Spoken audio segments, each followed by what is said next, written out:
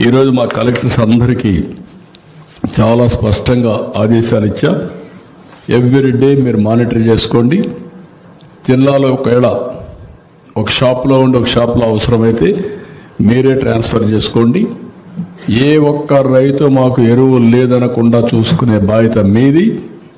అదే సమయంలో ఎక్కడన్నా కానీ ఎరువులు లేదంటే నేనే అక్కడికి వెళ్తా, నేను అక్కడ చూస్తా, మా వాళ్ళ తప్పుంటే యాక్షన్ తీసుకుంటా.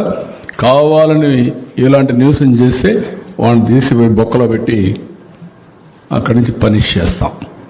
తమాషా అనుకోవద్దండి. రేపటి నుంచి ఎక్కడ జరిగినా సరే రాష్ట్రం మొత్తం రైతాంగానికి అందరికీ విజ్ఞప్తి చేస్తున్నా, మీరు రాజకీయాల్లో మీరు భాగస్వాములు కావద్దండి. రైతులుగా ప్రవర్తించండి. మొన్నే 7,000 రూపాయలు మీ అకౌంట్లో వేసాం, అన్నదాత సుఖీభవ. అదే మరి ఈరోజు రాష్ట్రంలో పుష్కలంగా నీరంతా ఇచ్చాం. 95% రిజర్వాయర్లు నీళ్లు నింపాం. పోయిన సంవత్సరం నీటి కొరత లేకుండా చేశాం. ఈ సంవత్సరం కూడా మళ్ళీ అన్ని రిజర్వాయర్లు నీళ్లు నింపి భవిష్యత్తులో కూడా వాటర్ సెక్యూరిటీ కోసం పనిచేస్తున్నాం. అదే మరి ఎక్కడికి ఎవ్వరికి ఇబ్బందులు లేకుండా ఫెర్టిలైజర్స్ కానీ పెస్టిసైడ్స్ కానీ అన్నీ కూడా మానిటర్ చేస్తున్నాం.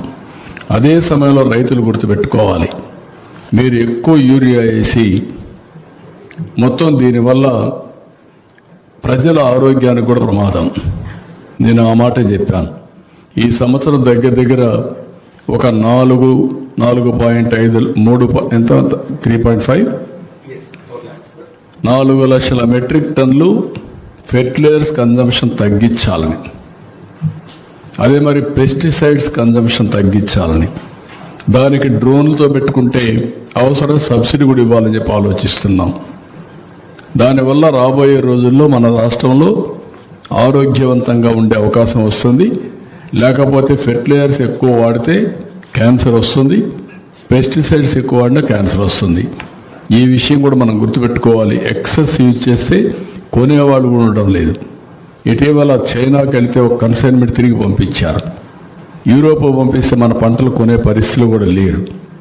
అందుకే నేను మైక్రో న్యూట్రియంట్స్ ఇవ్వాలనుకుంటున్నాం. భూసార పరీక్షలు రెగ్యులర్గా చేస్తాం. ఎక్కడ అవసరమైతే పెస్ట్ వస్తే అక్కడే ఈ డ్రోన్స్ ఉపయోగించి, అక్కడే పెస్టిసైడ్స్ ఉపయోగించి, తద్వారా పెస్టిసైడ్స్ యొక్క కన్జంప్షన్ తగ్గిస్తాం, వినియోగాన్ని